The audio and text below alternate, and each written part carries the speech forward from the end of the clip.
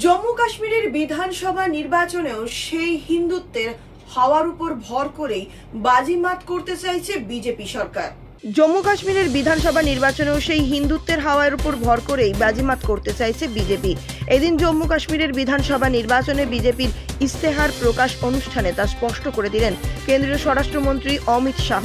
জম্মু কাশ্মীরের জন্য বিজেপির ইস্তেহারে যে 25টি প্রতিশ্রুতি দেওয়া হয়েছে তার মধ্যে সন্ত্রাসবাদ নির্মূল করার জন্য বিভিন্ন মন্দিরে পুনর্গঠন এবং কাশ্মীরি পণ্ডিতদের উপত্যকায় ফিরিয়ে আনার মতন ঘোষণা রয়েছে।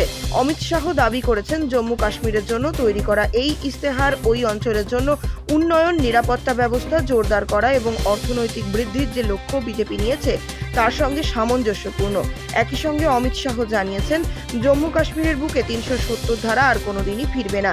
কেন্দ্রীয় স্বরাষ্ট্রমন্ত্রী আরও দাবি করেছেন, গত 10 বছরে কেন্দ্রীয় সরকার জম্মু কাশ্মীরের জন্য যা করেছে তা স্বর্ণাক্ষরে লেখা থাকবে।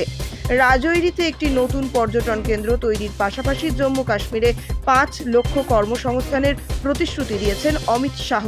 যে কোনো খবরের জন্য যোগাযোগ করুন 7099017330 এবং 7099017110 নম্বরে।